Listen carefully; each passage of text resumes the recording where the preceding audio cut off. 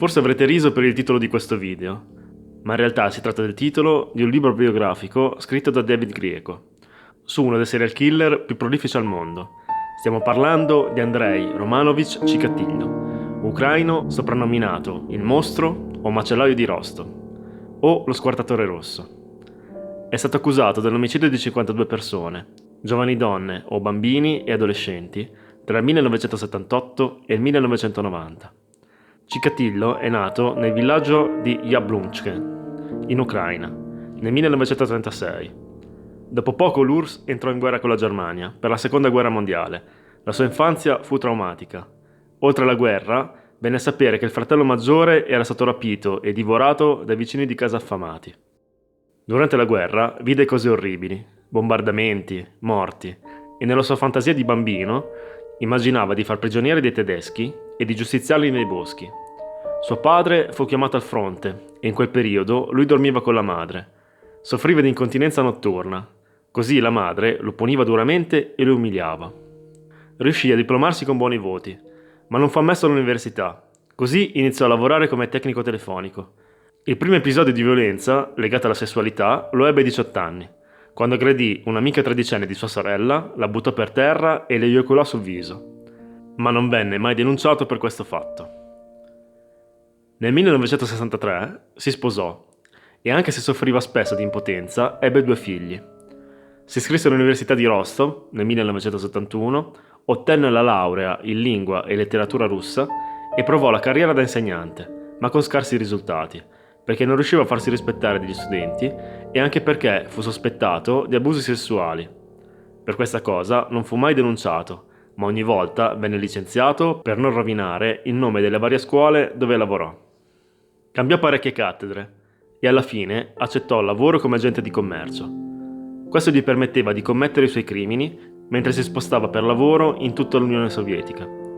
Il primo omicidio documentato fu nel 1978, in una piccola cittadina vicino a Rostov, dove aveva acquistato una vecchia casa della quale nessuno dei familiari era a conoscenza. Qui cercò di stuprare, senza riuscirci, una bambina di 9 anni, che aveva tirata all'interno dell'abitazione. Quando lei cercò di scappare, la pugnalò a morte. Mentre lo uccideva, ebbe un orgasmo.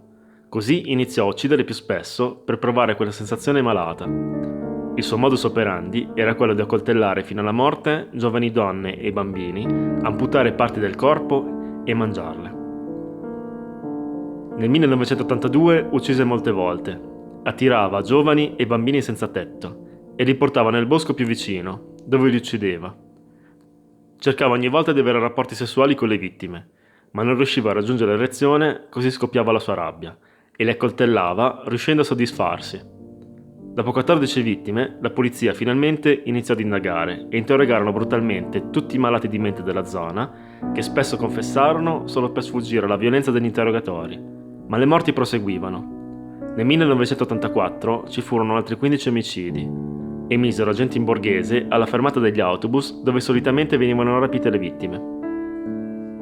Arrestarono Chikatilo perché lo videro aggirarsi in modo sospetto alla fermata di un bus. Lo interrogarono a lungo, ma non trovarono prove sufficienti per incolparlo degli omicidi, così, dopo 3 mesi, per i piccoli furti che aveva commesso, fu rilasciato. Continuò ad uccidere una media di 8-10 persone l'anno, poi si fermava per alcuni periodi per non farsi arrestare.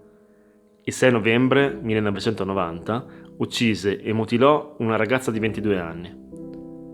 Mentre se ne andava, Chikatilo fu fermato da un agente che lo vide uscire dal bosco, ma non vestito in modo adeguato per andare a funghi.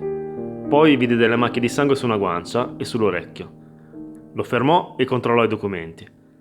Se avesse guardato dentro la borsa che aveva con lui, avrebbe trovato i seni della povera ragazza. Quando il poliziotto in caserma compilò il rapporto ed in seguito il ritrovamento del cadavere nella zona, collegarono Chikatilo per la seconda volta ad un omicidio. Così venne messo sotto sorveglianza e un giorno, esattamente il 20 novembre 1990, lo videro uscire di casa con un fusto di birra. Girò per tutta la città, cercando di adescare i bambini. Poi entrò in un bar e quando uscì lo arrestarono. Per farlo confessare, usarono una strategia che risultò vincente. Dissero che l'uomo che stavano cercando doveva essere una persona molto malata e che secondo loro aveva lasciato apposta delle tracce per farsi catturare e aiutare. Questo dette la speranza all'assassino di poter invocare l'infermità mentale e quindi di non essere giustiziato.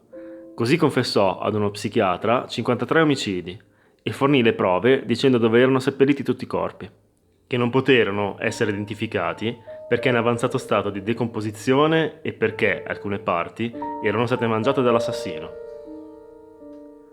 In prigione dovettero separarlo dagli altri, perché i crimini sui bambini e sulle donne venivano puniti con l'uccisione da parte degli altri carcerati. Il 4 aprile 1992 venne processato e durante il processo venne rinchiuso in una gabbia perché i parenti delle vittime avrebbero voluto farsi giustizia da soli. Fu dichiarato colpevole di 52 dei 53 omicidi. Il più giovane aveva solo 7 anni e venne condannato a morte.